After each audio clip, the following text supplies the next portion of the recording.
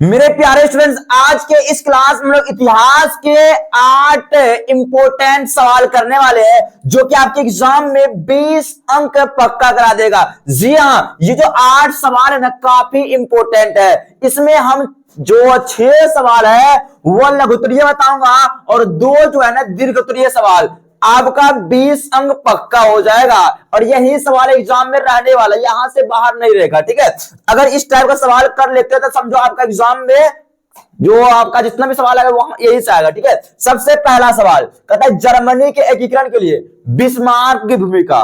देखो यहां से क्वेश्चन, ये तो पहला है ही बिस्मार्क वाला।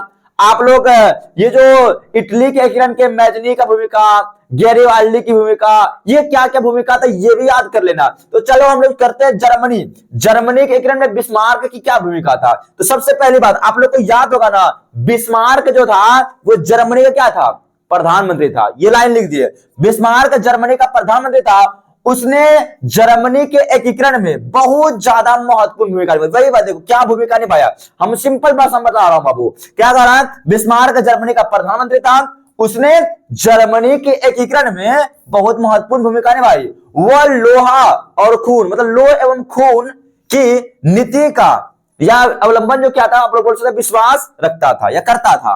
मतलब वह लोहा और खून की नीति में विश्वास रखता था। उसका मानना था कि जर्मनी के एकीकरण युद्धों के द्वारा ही संभव हो सकता है।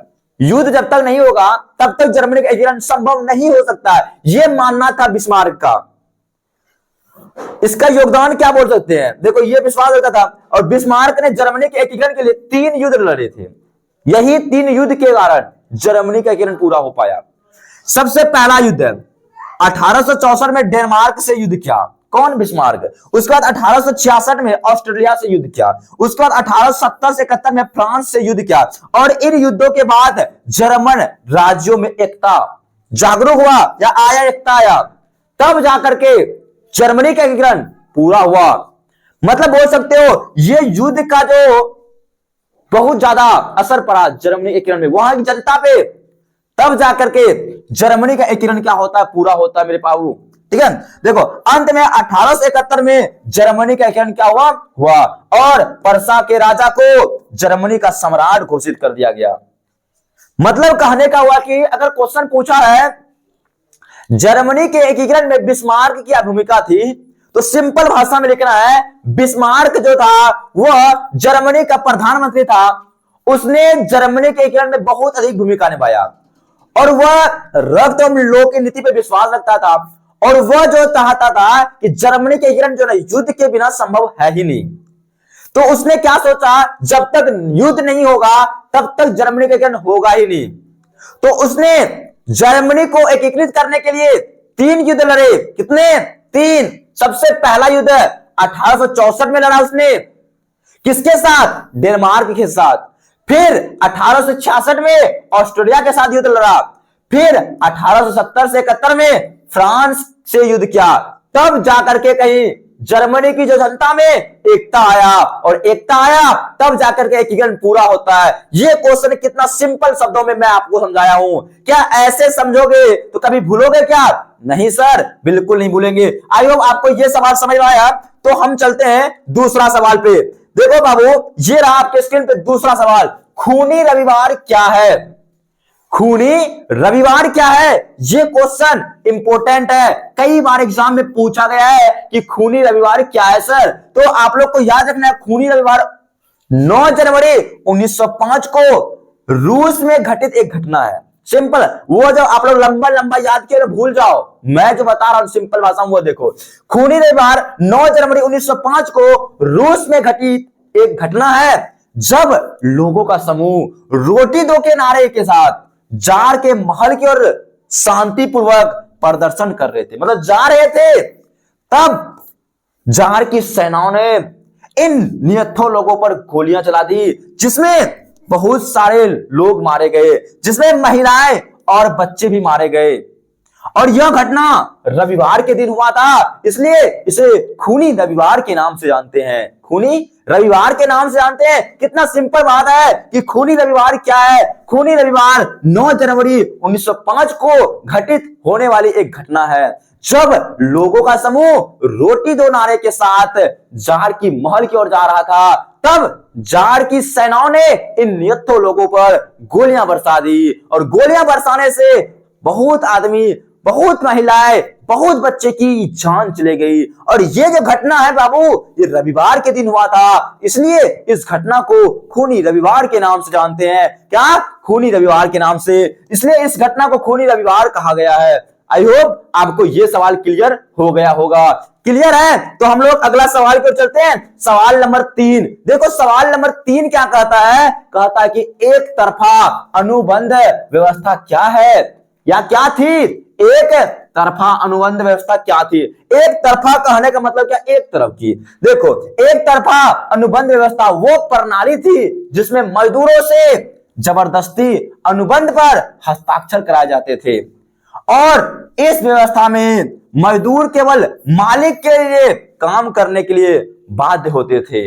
जबरदस्ती काम कराया जाता मजदूरों से, स्टाम्प पेपर पे सिग्नेचर करा करके। और इस व्यवस्था के अंतर्गत मजदूर अपनी मर्जी से काम छोड़ भी नहीं सकते थे, है ना। अगर वे काम छोड़ते थे तो उन्हें सजा दी जाती थी। किसमें? एक तरफा अनुबंध व्यवस्था में, ठीक है, सजा दी जाती थी और मालिक को पूरा अधिकार होता था, जबकि मजदूर के पास कोई अधिकार नहीं था। इसका मतलब यहां पे सिर्फ मालिक का शासन चलता था और मजदूर को जो कहा जाता था, जो खेती करने के लिए कहा था वही करेगा, अन्यथा नहीं करेगा। समझ में आया? एक तरफा अनुबंध व्यवस्था वह प्रणाली थी जिसमें मजदूरों से जबरदस्ती अनुबंध पर हस्ताक्षर कराए जाते थे और इस व्यवस्था में मजदूर केवल मालिक के लिए काम करते थे और इस व्यवस्था के अंतर्गत मजदूर अपना मर्जी से काम छोड़ भी नहीं सकते थे। आई होप आपको ये सवाल भी समझ में आया। 3 सवाल अभी तक हम लोग देखे। उसके बाद ये चौथा सवाल काफी इंपॉर्टेंट मेरे प्रिय स्टूडेंट्स है। देखो ये सवाल क्या कह रहा है, ध्यान से देखना और कोशिश करना समझने का। कहता कि असहयोग आंदोलन प्रथम जन आंदोलन था। कैसे था? जन मतलब क्या होता है? जनता, मतलब लोगों का आंदोलन। कैसे था? आपको पता होगा असहयोग आंदोलन 1920 में घटित होने वाला एक आंदोलन है जिसका नेतृत्व महात्मा गांधी ने किया था और यह आंदोलन 1922 में जाकर के समाप्त हो जाता है। क्या? समाप्त हो जाता है। इसको हम जन आंदोलन क्यों कहेंगे? सबसे पहली बात ये सोचो आप लोग कि असहयोग आंदोलन को प्रथम जन आंदोलन, जन मतलब क्या? लोगों वाला आंदोलन क्यों कहेंगे?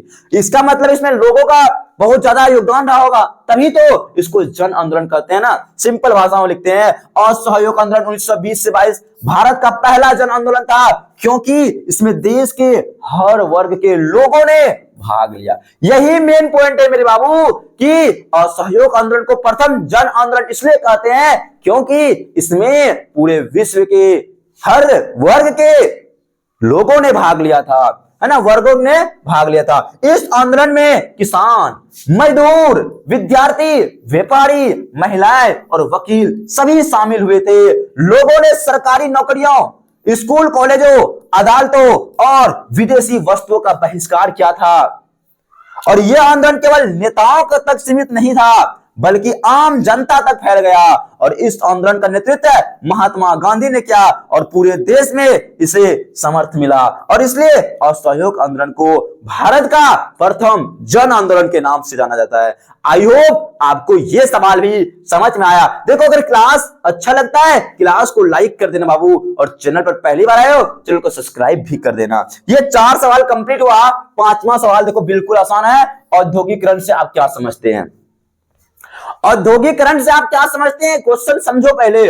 उद्योग धंधा, फैक्ट्री उट्री लगना ही औद्योगिकरण बोलेंगे। कहता है कि औद्योगिकरण वह प्रक्रिया है जिसमें हाथ से बनाने वाले सामान की जगह मशीनों से बड़े पैमाने पर उत्पादन किया जाता है।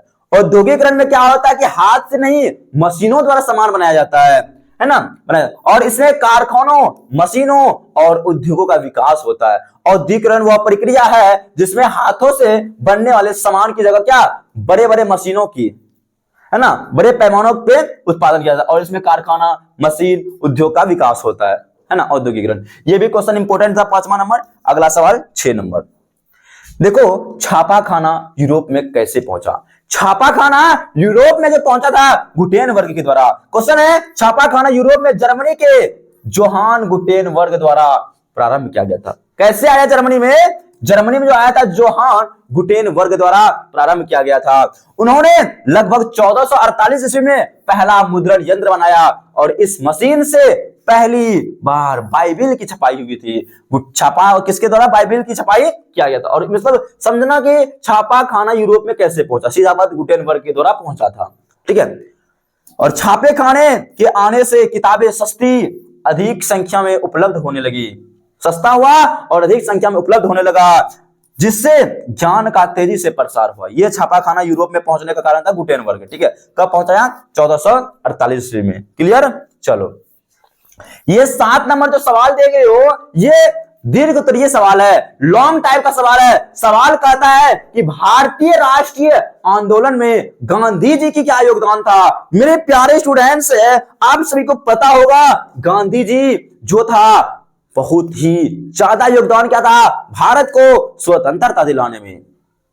आपको पता होगा गांधी जी 1915 में साउथ अफ्रीका से जब पढ़ के आए थे, तब उसने आंदोलन की ओर चला और सबसे पहला आंदोलन 1917 में चंपारण सत्याग्रह किया था। उसके बाद आंदोलन ही आंदोलन करने लगे। तो वही बात कह रहा है कि भारतीय जो राष्ट्रीय आंदोलन है भारत का, उसमें गांधी जी की क्या क्या योगदान था उसके बारे में पूछ रहा है आपसे। गांधी जी क्या क्या किए हमारे देश के लिए? चलो मैं जान बताता हूं आपको क्या क्या किया था। सबसे पहले गांधी जी का भारतीय राष्ट्रीय आंदोलन में अत्यंत महत्वपूर्ण योगदान रहा। उन्होंने भारतीय स्वतंत्रता आंदोलन को जन आंदोलन के रूप में दिया और गांधी जी ने सत्य और अहिंसा को संघर्ष का मुख्य आधार बनाया था। अब देखो उसने क्या किया, उन्होंने कई प्रमुख आंदोलन का नेतृत्व किया, जैसे कि असहयोग आंदोलन 1920 में किया, नमक सत्याग्रह या सवर्ण अभियान आंदोलन 1930 में किया, भारत छोड़ो आंदोलन 1942 में। ये सब महात्मा गांधी का योगदान है सब में। गांधी जी ने स्वदेशी विदेशी वस्तुओं का बहिष्कार, छुआछूत का विरोध और खादी के प्रचार द्वारा, है ना, प्रचार द्वारा जनता को जागरूक किया। उसके नेतृत्व में देश के किसान, मजदूर, महिलाएं और छात्र बड़ी संख्या में स्वतंत्रता आंदोलन से जुड़े। ये था योगदान गांधी जी का। ये अगर ऐसे लिख देते हो आपको 4 अंक पक्का मिल जाएगा। गांधी जी का जो योगदान था, गांधी जी का भारतीय राष्ट्र आंदोलन में महत्वपूर्ण योगदान था। उन्होंने भारतीय स्वतंत्रता आंदोलन को जन आंदोलन के रूप में जाना और गांधी जी ने सत्य और अहिंसा को संघर्ष का मुख्य आधार बनाया था। उसने कई सारे आंदोलन के, असहयोग आंदोलन, चंपारण सत्याग्रह भी किए थे, वो भी लिख सकते हो, है ना, नमक सत्याग्रह, सविनय अवज्ञा आंदोलन, भारत छोड़ो आंदोलन, कई सारे आंदोलन उसने किए। कई बार जेल भी गए थे। ठीक है, ये था उसका प्रमुख योगदान। अब लास्ट का क्वेश्चन हम लोग देखते हैं, 8वां नंबर क्वेश्चन। ये रहा लास्ट का क्वेश्चन, रूसी क्रांति के कारण की विवेचना करें। देखो कारण मतलब क्या? रूसी क्रांति होने का कई सारे कारण थे, कई सारे कारण थे, जिसमें से मैं यहां पे आपको कम से कम 5 या 6 कारण बताने वाला हूं। और एग्जाम में कभी कभी 2 कारण भी पूछ लेते हैं, तो जितना पूछेगा उतना ही लिखना है। तो देखो हम लोग यहां पे देखते हैं रूसी क्रांति होने का कारण। सबसे पहला कारण था राजनीतिक कारण, सामाजिक कारण, आर्थिक कारण, प्रथम विश्व युद्ध का प्रभाव, ये सभी कारण था। देखो रूसी क्रांति 1916 के पीछे अनेक राजनीतिक, सामाजिक, आर्थिक और तत्कालिक कारण थे, कई सारे कारण थे। देखो राजनीतिक कारण, सामाजिक कारण, आर्थिक, तत्कालिक कारण थे। और कह रहा है कि इन कारणों की विवेचना इस प्रकार की जा सकती है। कह रहा ना रूसी क्रांति के जो कारण थे उसकी विवेचना करें, तो सबसे पहला हम लोग कर रहे हैं क्या चीज पे? राजनीतिक कारण। राजनीतिक मतलब क्या? वहां पे निरंकुश राजतंत्र था। सीधा लिखेंगे रूस में जार निकोलस द्वितीय का निरंकुश शासन था। ये किसी पे मतलब इतना अत्याचार करता लोगों पे कि बात ही मत पूछो। निरंकुश शासन था। यहाँ पे जनता को कोई राजनीतिक अधिकार नहीं था, जनता को कोई अधिकार ही नहीं था। ये सब कारण से रूसी क्रांति हुआ, समझ रहे हो ना। राजा अगर अच्छा नहीं रहेगा, जनता को कोई अधिकार नहीं रहेगा, तो वहां पे जो जनता होंगे वो खुश रहेंगे? नहीं, उत्साहेंगे और आग बोला होंगे, तब वहां पे जाकर लड़ाई करेंगे। वही क्रांति कहलाता है। दूसरा नंबर पे हम लोग लिखेंगे सामाजिक कारण। समाज बताओ, यहाँ पे बहुत छोटे समाज में बटा था। रूसी समाज वर्गों में बटा था, कई सारे वर्गों में बटा था, जैसे कि जार वर्ग है, कुलीन वर्ग है, पादरी एक और किसान व मजदूर दूसरी और था। मतलब ये जो जार, कुलीन, पादरी ये एक और था, बाकी किसान, मजदूर सब एक और था। इसके कारण भी क्रांति हुआ। किसानों की स्थिति अत्यंत दयनीय था। यहां पे सामाजिक कारण भी इसको बोलेंगे। उसके बाद मजदूरों को कम वेतन, लंबे कार्य घंटे तक का, खराब जीवन स्थिति झेलनी पड़ती थी। ये सब के कारण वहां के लोग क्रांति पे उतर आए, तब जाके रूसी क्रांति हुआ। उसके बाद हम लोग आर्थिक कारण की ओर चलते हैं। आर्थिक कारण मतलब वहां पे आर्थिक स्थिति पता है आपको, युद्ध जो हुआ था वहां पे रूस की अर्थव्यवस्था कमजोर थी और प्रथम विश्व युद्ध के कारण खाद्यान्न और आवश्यक वस्तु की भारी कमी हो गई थी, जिसके कारण वहां पे आर्थिक स्थिति बहुत ही कमजोर हो गया, जिसके कारण जनता नाराज हुई और क्रांति कर डाले। उसके बाद हम लोग अगला पॉइंट लिख सकते हैं चौथा नंबर पे, प्रथम विश्व युद्ध का प्रभाव। प्रथम विश्व युद्ध का जब प्रभाव हुआ था वहां भी बहुत चीज का क्षति हुआ था। इसके कारण युद्ध में रूस को भारी सैन्य आर्थिक नुकसान हुआ, सैनिकों को असंतोष फैल गया। संतोष असंतोष पता है ना, ये दुख फैल गया, जिसके कारण वहां पे सैनिक भी खुश ना रहा और क्रांति कर डाला। ठीक है, युद्धों ने जनता की कठिनाइयों को और अधिक बढ़ा दिया, तब जाकर के ये क्रांति हुआ। उसके बाद हम लोग और लिख सकते हैं पांचवा नंबर पे तत्कालिक कारण क्या था। तत्कालिक कारण में आप लोग लिख सकते हो, ये तो 1905 की क्रांति में जार की कमजोरी उजागर की गई थी। 1917 में पेट्रोग्राड में रोटी की कमी के कारण हड़तालों और विद्रोह शुरू हो गया, हड़ताल, इसके कारण यह क्रांति जाके शुरू हुआ। उसके बाद लिख सकते हो क्रांति दलों की भूमिका। अब क्रांतिकारी दलों की जो भूमिका थी ये क्या थी, बोल्शेविक दल और लेनिन के विचारों ने जनता को संगठित किया और रोटी, शांति और भूमि जैसे नारे जनता में लोकप्रिय हुए। ये जो हम लोग को ये 5 कारण कम से कम याद रखना, 5 कारण जो है ना आपको याद रखना रूसी क्रांति का। तो रूसी क्रांति के कई सारे कारण थे, ये आप लोग 5 कम से कम याद रखना है। इसका स्क्रीनशॉट लेना चाहते हो तो ले सकते हो बाबू, ठीक है, इसका स्क्रीनशॉट ये 5 का ले लो, ठीक है, यहाँ पे हम लोग देता हूं।